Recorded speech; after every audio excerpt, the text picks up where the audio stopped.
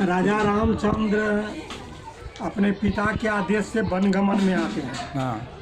वनगमन के क्रम में वो जब नासिक आते हैं तो नासिक में उनके पत्नी श्री सीता जी का अपहरण हो जाता है। हाँ।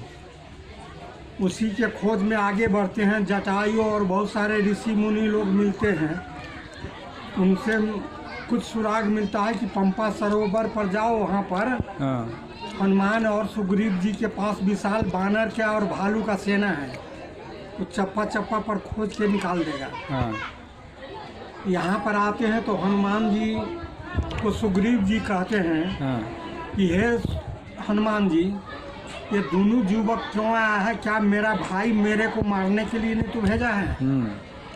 और दोनों भाई में खूब बैर भाव था एक दूसरे के। वाली सुग्रीव इधर ही रहते थे क्या? हाँ हाँ हाँ। हाँ हाँ। तो हनुमान जी विप्र ब्राह्मण के रूप में उनके पास गए कि हम महाराज, आप युवराज जैसे लग रहे हो, यहाँ कंकर और कांटे हैं, चुभता होगा पैर में, एक धनुष बाण भी लिए हुए हो, कहाँ भटक रहे हो, आप कौन हो? वो कहे हम अयोध्या के राजा दशरथ के पुत्र हैं, पिता के आदेश से वनगमन में निकले थे, हमारे पत्नी का अपहरण हो गया है, हम उन्हीं के तलाश में निकले हैं। तो इनको विश्वास हो गया कि बाली का भेजा हुआ कोई माने दुश्मन नहीं है। हाँ। तो उनको एक कंधे पर, तब वो अपना रूप में आ गए। हाँ। और एक कंधे पर श्री राम जी को, दूसरे पर लक्ष्मण को बैठा के पंपा सरोवर से ऋषिमुख आए। ऋषिमुख यहाँ से 2 किलोमीटर पर है। वहाँ पर दोनों में संधि हुआ है कि हमारा भाई हमारे जान का दुश्मन बना हुआ है, उसका काम आप खत्म कर दीजिए और सीता जी का खोज मैं करूँगा। तब तक ये बरसात शुरू हो गया था। हरिशयनी एकादशी। भगवान फटक शिला पर चले गए, 4 महीना विश्राम किए। साधु संत 4 महीना बरसात में कहीं नहीं जाता है, कहाँ कीचड़ हो गया, कहाँ पानी हो गया। 4 महीने के बाद में सुग्रीव जी को तगादा किया गया कि आपने अपना ड्यूटी तो नहीं निभाया। तो वो कहे महाराज, हम तो राक्षस कुल के हैं, हम पत्नी प्रेम में फंस गए थे, आपने अच्छा किया कि हमको चेता दिया। हम आज से अभी से ही हम प्रयत्नशील हैं।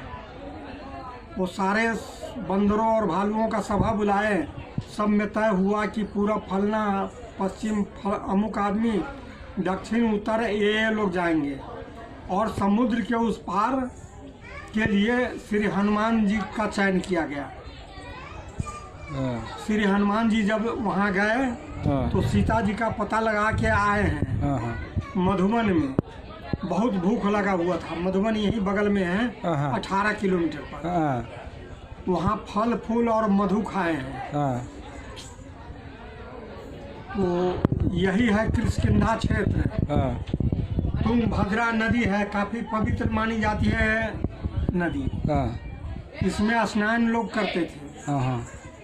और यहीं से सीता जी को लाने और लंका पर चढ़ाई करने का प्रोग्राम बनता है। लोग कहते हैं कि पत्थर सब जो टूटा फूटा है, जब लोग बंदर भालू लेके जा रहे थे, वो इधर से उधर लेके गए क्या? कहते हैं वो सेतु बनाने के लिए कि जब वो पूर्ण हो गया तो कहा कि रुक जाओ, अब मत लाओ। तो जो तोड़ा था वो इधर छोड़ गए वहीं पर। वो इसीलिए उतना बड़ा वो। हाँ। ऐसा ही बड़ा पत्थर ऐसा पड़ा है। हाँ। यही है। तो जो जन्म इधर ही हुआ क्या? ये टेम्पल की जगह, जहाँ जगह है। रामायण में ये इसका उल्लेख नहीं है जन्म का, लेकिन इनका कार्य क्षेत्र यही था। वो पहाड़ देख रहे हैं, पहाड़ के उस पार में बाली का किला है। राक्षसों का राजा था बाली। बाली का किला है, दुर्गा मंदिर है।